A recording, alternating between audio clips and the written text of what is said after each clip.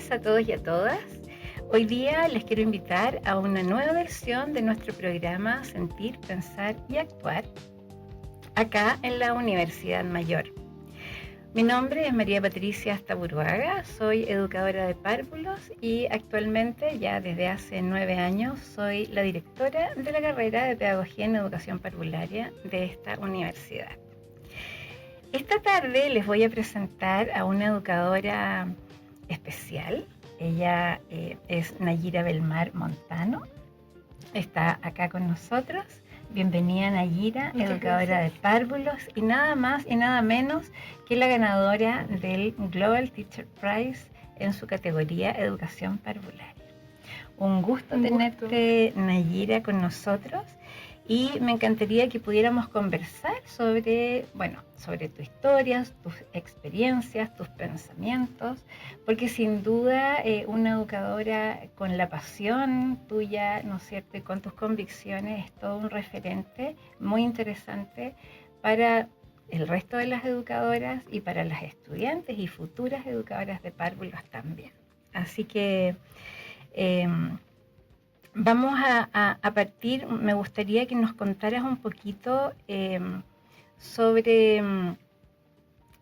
tu historia, sobre cómo decides ser educadora de párvulos, cómo fue ese primer acercamiento a la pedagogía, si es que hay otros profesionales de la educación en tu familia, a veces viene en la sangre la pedagogía. Cuéntanos un poquito.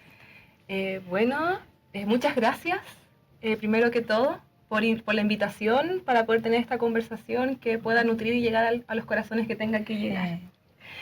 Ya te cuento, yo vengo de una familia, primera generación universitaria. Tengo un padre mecánico autodidacta, mi mamá maneja buses de Transantiago, fue mucho tiempo dueña de casa.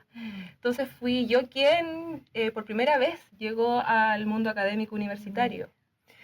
Debido, claro, a que tuve una familia muy presente, tuve una niñez también muy cuidada, muy valorada, y yo creo que también por lo mismo mi niña interior siempre estuvo muy presente, siempre ha estado muy presente en mí.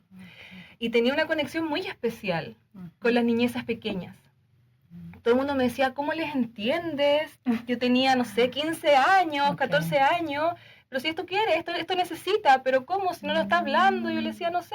Algo pasaba ahí muy especial, una conexión, y claro, también tengo una prima por lado paterno que ella es educadora de párvulos también, me lleva como 10 años más o menos de diferencia, y yo veía con mucha inquietud, curiosidad, lo que ella estudiaba. Ella estudió en la Universidad del Biobío, en Chillán, y cuando yo viajaba a verla, ella siempre estaba haciendo material didáctico y me llamaba la atención lo que hacía, jugaba con las cosas que hacía.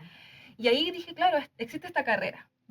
Y luego ya cuando di la PSU en esos tiempos, que di la PSU, fue como, y claro, ¿y ahora qué hago? ¿Cómo, qué estudio? ¿Qué voy a estudiar? ¿A qué me voy a dedicar? Y ahí apareció la carrera de educación parvularia. Me llamó mucho la atención la malla. Yo estudié en la Universidad de Chile la carrera de educación parvularia y básica inicial. Perfecto. La cual también tenía una malla muy multidisciplinaria, sobre todo en el ámbito artístico, algo que también hay un alter ego ahí en mí, que me dijo, mira, acá está música, está danza, está literatura, está artes plásticas, más los niños y las niñas, en la Universidad de Chile también, y comencé mi camino. Y si tú me preguntas qué fue el impacto, hay un antes y un después de estudiar pedagogía. Yo era una persona antes de estudiar pedagogía y transformó completamente mi forma de ser y pensar el mundo. ¿En qué sentido lo transformó, Nayira? Cuéntanos. En que comprendí que, claro, uno lleva, ¿cierto?, una escolarización, uno va al sistema educativo, pero uno no se cuestiona mucho cuando es estudiante el rol que tienen los profesores y las profesoras, las educadoras de párvulo en la sociedad. ¿Para qué hacemos lo que hacemos? ¿Por qué hacemos lo que hacemos? Y cuando llegué a la universidad dije, claro, esto tiene un sentido social, esto tiene un sentido en el que yo puedo aportar a las transformaciones de muchas cosas que a mi parecer no son correctas, que a mi parecer debiésemos tener un poco más de cuidado para poder generar cambios. Y sobre todo lo que me pasó es el adultocentrismo. comprender que vivimos en una sociedad que no solamente discrimina a las personas mayores, porque ya están terminando, ¿cierto?, como su vida, su historia vital, sino que también discrimina mucho a los niños y las niñas, porque son seres, ambos rangos etarios, son seres que de una otra manera no proveen al sistema capital, ¿cierto? Improductivos, y por ende están marginados. Así es. Y para mí, eso no debiese ser así, todo lo contrario, ¿cierto? Son personas, son seres sociales, que algo tienen que impactar, algo tienen que decirle al mundo para poder construir algo en conjunto. Y ahí dije, no, esto esto tiene mucho sentido, la educación va más allá de entregar conocimientos, todo lo contrario, es abrir puertas para construir nuevos caminos. Súper. Qué lindo lo que plantea Nayira, qué interesante además ese cambio, ¿no es cierto?, como de visión de mundo que aprendiste a través de tu camino en este proceso formativo de la educación parvularia. Cuéntanos un poquito, Nayira, sobre cómo llegaste a este centro familiar, que es de Junji, ¿cierto?, que está en Peñalolén. Tiene mucho que ver con tu discurso, ¿no es cierto?, con tu postura. ¿Por qué decides llegar ahí y cómo ha sido ese proceso tuyo en ese lugar que te ha permitido además desarrollar muchas innovaciones, ¿no es cierto?, tanto con los niños como con las familias, con la comunidad? ¿Cómo ha sido esa experiencia tuya? Ya miren, yo llegué a la ludoteca de Peñalolén. El programa, voy a decir su nombre para que todo el mundo que no lo conoce, su nombre formal es Programa Educativo para la Familia, modalidad comunicacional, Ludoteca de Peñalolén. Perfecto. Yo llegué a este espacio el año 2021 en plena pandemia como educadora encargada. Oh, wow. Pero esto tiene un antecedente, un momento previo. Yo, también para contarles a los estudiantes, yo hice mi práctica profesional en este espacio en el año 2015. Perfecto. Y cuando yo llegué a este lugar, yo ya había hecho prácticas en espacios más clásicos y tradicionales, y cuando llegué a la ludoteca se remeció algo en mí, porque el trabajar con familias generó este proceso de reflexión de lo importante que es la labor educativa en conjunto. Y este espacio lo permite al 100%. Mira, qué bien. Entonces, claro, yo llegué después, salí de la universidad, trabajé en jardín infantil clásico, 3 años, también en Junji. Y el año 2021, quien lideraba en ese momento, la ludoteca, jubiló. Y ella me propuso a la institución para yo poder seguir con su legado. O sea, ya habías dejado tu huellita ahí sin querer queriendo. Sin querer queriendo. Bien. Sí, súper, sin querer mira queriendo. Qué bonito. Bien. Y claro, y llegué en plena pandemia con muchas ideas, muchas ganas, pero siendo estudiante en práctica. Es distinto cuando tú eres estudiante en práctica, cuando tú te haces cargo de un espacio educativo. Sobre todo cuando es un espacio educativo unidocente. Claro. Porque cabe destacar que en la ludoteca yo hago desde el orden y el aseo del espacio hasta la dirección del mismo. Una multiplicidad de funciones impresionante. Sí. ¿Y cuántos niños atiendes allá? Aproximadamente en el espacio tenemos de matrícula anual entre 30 y 35 niños y niñas. Ya, perfecto. ¿Y esto funciona durante todo el día, en algún horario en particular? ¿Cómo? Ya, les cuento un poquito de qué trata Cuéntanos. De eso se trata, cuéntanos nomás. Ya. La ludoteca, ¿cierto?, es un programa que busca garantizar el rol, o sea, garantizar el derecho a la educación de aquellos niños y niñas menores de 5 años, ¿cierto?, pero a la vez fortalecer el rol de los primeros agentes educativos de las familias. ¿Ya? Entonces a este espacio asisten niños y niñas que no van a la educación formal, no van a jardines infantiles, ¿ya? Están matriculados en la ludoteca, porque las familias han decidido no matricularlos en otros espacios educativos, ¿ya? Para que no se genere esta duplicidad de matrícula. ¿Cómo funciona? Yo les voy a hacer como un resumen de mi semana, ¿ya? Los días lunes ya principalmente es orden, aseo, trabajo técnico administrativo. ¿Ya?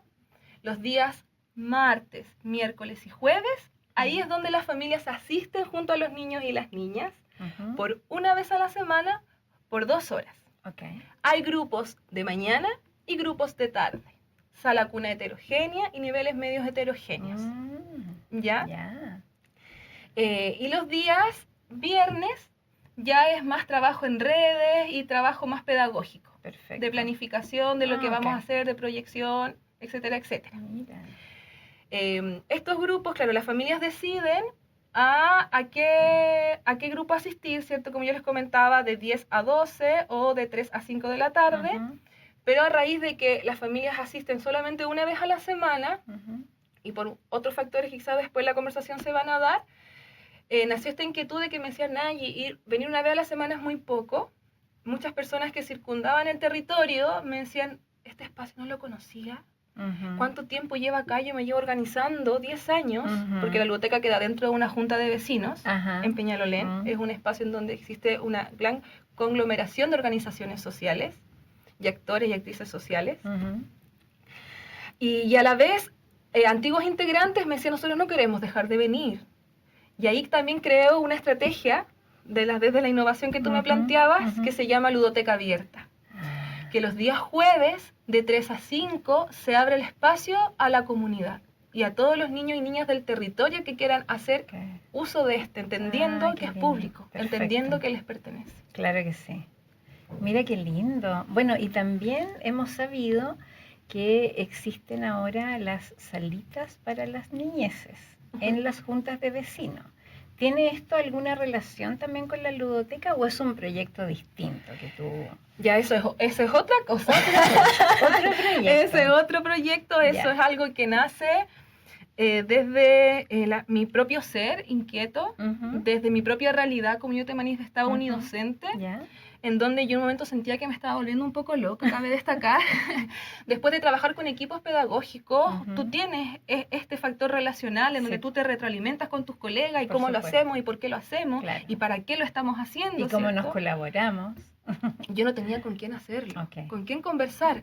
Claro, con las familias te generábamos los encuentros, estas conversaciones, planificábamos de acuerdo también a los intereses de los niños y las niñas, pero me faltaba eso de poder tener más discusiones con más personas. Y también porque me sentía muy sola. Claro que sí. Y ahí fue que yo lo digo de esta manera, como no solamente abrí las puertas de la ludoteca a la comunidad, en esta ludoteca abierta, sino que también abrí mis propias puertas, profesionales y personales, para ponerme al servicio de este territorio, de estas personas. Y ahí, en donde conocí a grandes personas, vecinos y vecinas que se organizan, y creamos un grupo de organización, que se llama el Grupo de las Niñeces. Y este grupo de las niñeces también porque nos cuestionábamos qué pasa con los niños y las niñas en esta población. Ya son, ¿cierto?, las poblaciones personas que están siendo muy vulnerabilizadas por el sistema. Los niños y las niñas, de nuevo, más que cualquiera. Claro que sí. Dijimos, ¿y qué nosotros podemos hacer? Ponernos a disposición nuevamente con nuestra historia también que tiene mucho su arraigo de trabajo comunitario. Veamos qué hacemos y cómo lo hacemos. Y ahí creamos una fiesta, no solamente creamos espacios, sino que hemos hecho vamos por la 4ª fiesta este año, la fiesta de las niñeces, en donde ocupamos un espacio público, invitamos a talleristas, invitamos a artistas y realizamos una tarde de entretención, de encuentro y de distensión para los niños y las niñas de la población. Y ahí es donde nace lo que tú me preguntas, que es esta salita de las niñeces. Y esta salita de las niñeces nace solamente por nuestra propia convicción, ¿cierto? Y hay ímpetu de decir, esta junta de vecinos, hay muchas organizaciones que llegan a este espacio, pero veíamos que los niños y las niñas, de manera muy vulgar lo voy a decir, rebotaban en el espacio, pululaban, no había ningún lugar dedicado especialmente a ellos y ellas. Claro, yo trabajo en la ludoteca está ahí, pero también cumple un horario, ¿cierto? Y también me tengo que ir, sobre todo en las tardes, en donde ahí llegan más las organizaciones sociales. Y ahí fue cuando le preguntamos a la administración, ¿nos permitirían construir una salita de las niñas? ¿Podríamos hacerlo? Ok. Todos ya que son mis amigos que nos organizamos en este grupo son maestros de la construcción. Ya, claro. Entonces ellos tienen las capacidades, las herramientas. Yo no hice Exacto. nada en verdad en ese sentido. Pero chiquillos pegaron las planchas, hicieron todo. Pero yo dije, pero la ludoteca lo que puede hacer, donar mobiliario y donar material de aprendizaje. Claro. Y ahí fue donde nace esta salita de las niñeces, Mira, que qué está lindo. abierta siempre y a Ya. disposición de los niños y las niñas en esta junta de Qué vecinos. lindo. Oye, qué maravilla. ¿Cómo has logrado involucrar a la comunidad, a las familias, en esta mirada de la niñez, ¿no es cierto?, como sujetos de derecho y también como protagonistas de su niñez y de su propio proceso, ¿no es cierto?, de desarrollo, de aprendizaje, que es lo que nos falta un poco como sociedad. Y ahí también te quiero preguntar, ¿cómo ves tú esa carencia como social que tiene que ver con esta mirada de los niños y las niñas, ¿no es cierto? Y qué es lo que necesita nuestra sociedad para, de alguna manera, cambiar su punto de vista, enriquecer su visión o mejor dicho, actualizar su visión del niño y niña que tienen, ¿no es cierto? Que en el fondo sigue siendo para muchos el objeto de cuidado, ¿no es cierto? Una persona pequeñita por la cual hay que tomar las decisiones. ¿Y qué le dirías tú a estas otras familias que no están contigo y que muchas veces tienen resistencias un poco a involucrarse y a cambiar su punto de vista? ¿Cuál sería como tu mensaje para ellos en ese sentido? Me pasa mucho con las mismas familias en la ludoteca, cuando se incorporan al espacio, tenemos siempre estas discusiones. Y esto nace gracias al diálogo, gracias a las relaciones sociales, gracias a la reflexión y a la comunicación. Porque claro, si vivimos ensimismados, ¿cierto?, en este mundo individualista, en donde solamente nos importa lo que a nosotros, ¿cierto?, nos interesa, no somos capaces de mirar más allá, de ver más allá. Y eso pasa con los niños y las niñas pequeñas. A las familias siempre les planteamos, vivimos en una sociedad que piensa que son adultos pequeños, ¿cierto? Que creemos que los niños y las niñas son igual que nosotros, solamente que son más pequeños. Un adulto en miniatura, como se creía antiguamente, ¿sí? Pero se sigue creyendo. Se sigue creyendo de alguna forma. Sí, hemos avanzado, sí. Pero se sigue creyendo. Como decías tú, no los invitamos a dialogar, no nos ponemos realmente, ¿cierto?, en su forma de ser, de pensar y de ver el mundo. Todo lo contrario, imponemos, porque no nos detenemos. Así es. No nos detenemos como personas adultas. Entonces, mi primer consejo es ese, es detenerte, ser capaz de, como decía Maturana, ver a ese otro ser humano. Como legítimo otro. Como un legítimo otro. Así es. Al que sea capaz, ¿cierto?, de poder manifestarse desde su autenticidad y desde ahí ir comprendiendo cómo podemos ir relacionándonos con este otro. Pero a medida que nos aperturamos a hacerlo, si no nos aperturamos a hacerlo, vamos a seguir en automático y seguimos replicando y Exacto. seguimos replicando porque no reflexionamos, porque no tenemos este pensamiento crítico, ¿cierto?, Así es. desarrollado. Así es. Y también me hiciste acordar el último libro que publicó Maturana, La Revolución Reflexiva, que nos interpela también desde esta problemática social, ¿no es cierto?, de no ver a los niños y niñas como sujetos de derecho y como actores protagonistas también de su propia formación ciudadana y de su propio, ¿no es cierto?, derecho de elegir, de expresarse, de comunicarse. De impactar en sus entornos. Pasa mucho que nosotros generalmente lo que conversamos, como que relegamos al niño, ¿cierto?, solamente a este rol de cuidado, no lo vemos como sujeto de derecho, no vemos su agencia, la capacidad que tiene de poder transformar su espacio. Exacto. Pero es porque no se los permitimos, porque nosotros vivimos en esta rutina, ¿cierto?, en este ritmo voraz que nos consume, no nos detenemos, claro. Ahí es donde nace otro de estas innovaciones pedagógicas, que de donde funciona la ludoteca, porque claro, el programa cuenta con 4 ejes de trabajo. ¿Ya? Encuentros grupales, encuentros individuales, una guía educativa y un programa comunicacional. Perfecto. ¿Ya?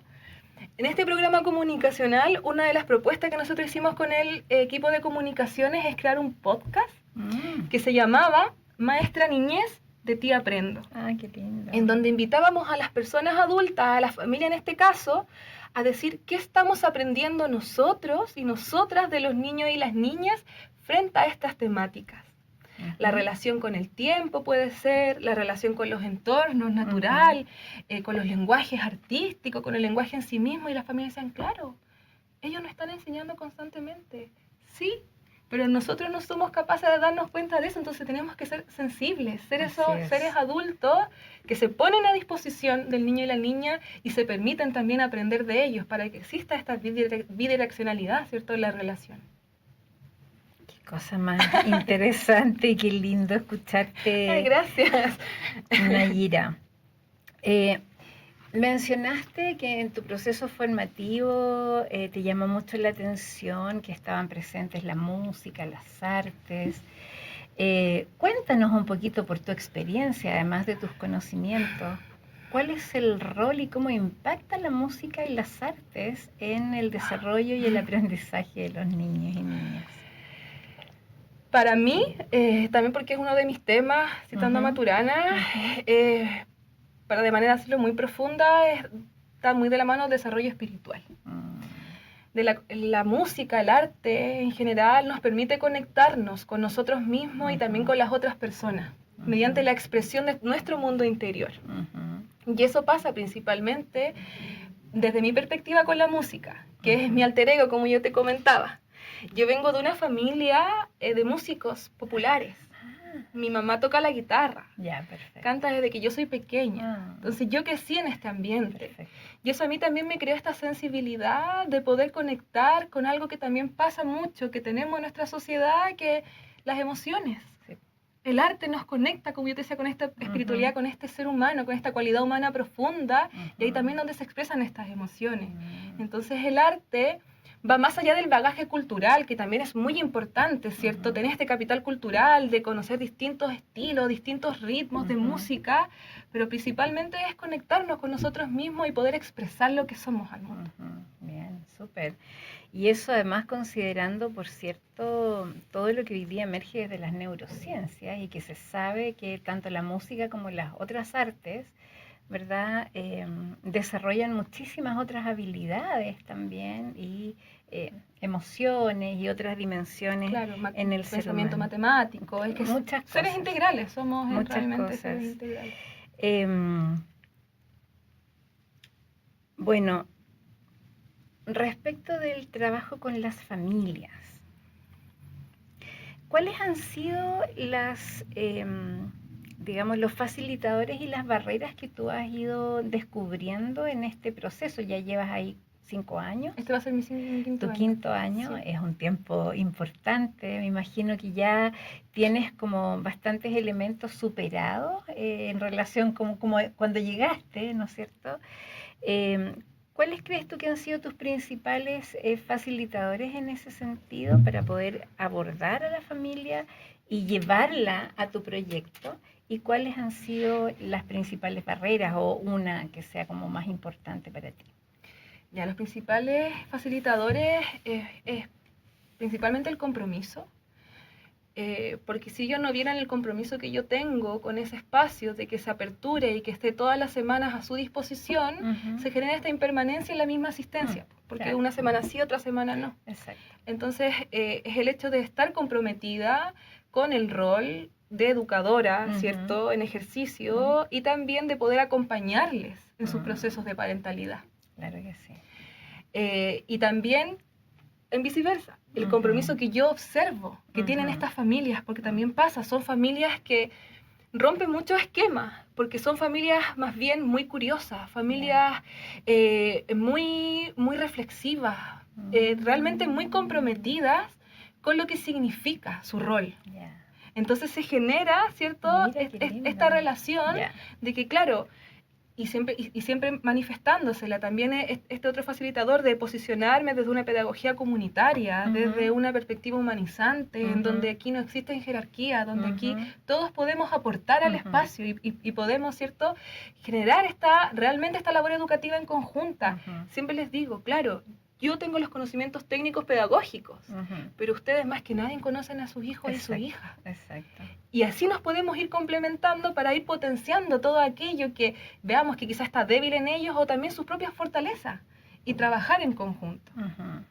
Y también las principales barreras, claro, es lo mismo, esta multiplicidad de funciones que yo he tenido que también llevar a cuesta, que también ha sido muy difícil, el poder cargar con tantas cosas que tengo que hacer, el poder organizarme, tener esta capacidad de autogestión. Claro. Porque es lo mismo que un centro educativo, se hace exactamente lo mismo, pero sola. Entonces, tener esta capacidad, ¿cierto?, de organización para cumplir. Y también,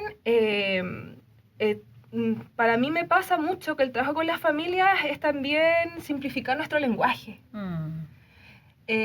También somos profesionales, manejamos muchos tecnicismos, manejamos muchas formas de comunicarnos entre nosotras. Correcto. Pero las familias también podemos llegar a ellas, pero tenemos que ser capaces de darle la vuelta a nuestro discurso y buscar las maneras de poder acercarnos para que lo que nosotros le estemos transmitiendo sea aceptado, ¿cierto?, de una buena manera y tampoco se sientan juzgadas, no se sientan poco valoradas, todo lo contrario, para que quieran seguir asistiendo a este espacio. Y Nayira, en esa interacción, en ese diálogo, en ese trabajo que tú haces todos los días con las familias, de pronto podría ser una dificultad ciertas creencias, o las creencias, mejor dicho, formativas con que vienen esas familias a traer a sus hijos, ¿no es cierto?, a estos espacios formativos. No sé si me entiendes pasa mucho, pero claro, se da este espacio de que ellos llegan a la ludoteca y se les plantea de manera nuevamente muy cercana, muy humana, muy amable, de que este espacio es por y para los niños y las niñas. Y ellos son los que van a ser los protagonistas. Y ellos son los que nos van a guiar frente a lo que nosotros tenemos que hacer o no tenemos que hacer. Claro que sí. ¿Ya? Y ahí también nace esta misma reflexión de su parentalidad. ¿Ya? Porque claro, yo también tengo un diplomado en parentalidad positiva. Perfecto. Y siempre les planteo lo que tú dices frente a las creencias. Ellos, como familia, tienen 3 mochilas al momento de parentar. De lo heredado, esta mochila de lo que heredaron, como niños y niñas lo que vivieron, de lo que están viviendo en este momento siendo papás y los sueños que tienen para su parentalidad. Claro que sí. Y desde ahí les decimos que aquí en este espacio venimos a quizás ir moldeando cada una de ellas, quizás romperlas en su totalidad, porque es importante reflexionar. Cuesta. Hay familias que sí, a veces pasa mucho de que quizá hay ciertas conductas que uno dice, chuta, como que no, eso no hay que hacerlo, ¿cierto? No sé, toma un niño, no le estoy diciendo eso no lo voy a llevar, o ciertas situaciones, pero ahí es cuando entra el modelaje también. Claro, y también entra mi rol, claro que sí, de cómo debiese ser, ¿cierto? Y también ahí tener mucho cuidado al momento de relacionarnos con ellos, porque lo mismo que yo te decía, si uno es muy enjuiciador con una persona frente a cualquier instancia, no va a haber apertura. No. Esa persona no va a querer seguir asistiendo ni participando en este espacio. Entonces hay que ser muy cuidadoso en este proceso de poder ir guiando y acompañando. Porque va a generar más resistencia, a lo mejor no se va a sentir escuchado ni validado, ¿no es cierto? Y eso es lo que no queremos que pase. Así es.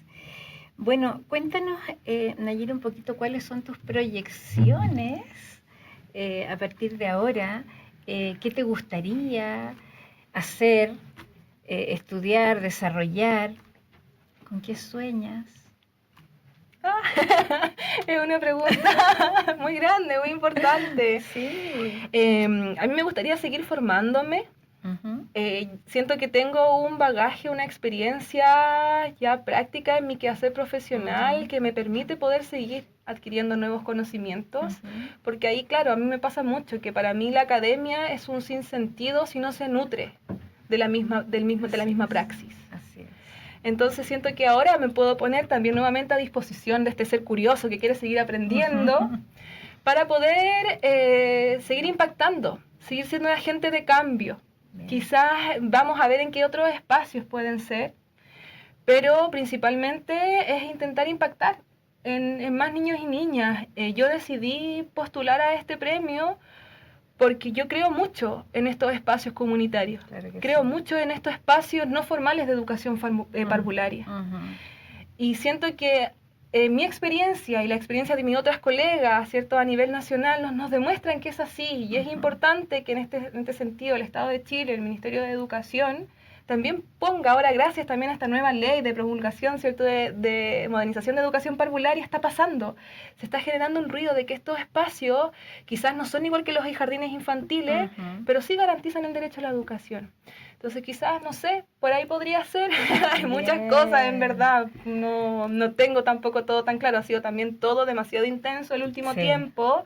Muchas preguntas, muchos cuestionamientos, mucho síndrome de la impostora, del autoboicot. Entonces, de a poquito, siento que voy armando este nuevo mapa de qué quiere esa Nayira del futuro. Sí, claro. Nayira, hoy día fue un día muy bonito en nuestra carrera, porque los estudiantes de primer año tuvieron su investidura. Se pusieron por primera vez su delantal verde, ¿cierto?, que tiene el color de la esperanza, dicho sea de paso.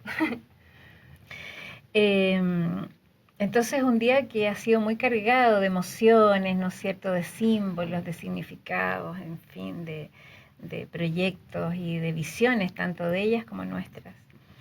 ¿Qué le dirías tú a estas educadoras en formación que hoy comienzan ya este camino, este viaje tan lindo que es formarse como profesional y que probablemente cuando se titulen, ¿no es cierto?, el mundo ya va a ser muy distinto de lo que es hoy día, porque esto cambia todos los días.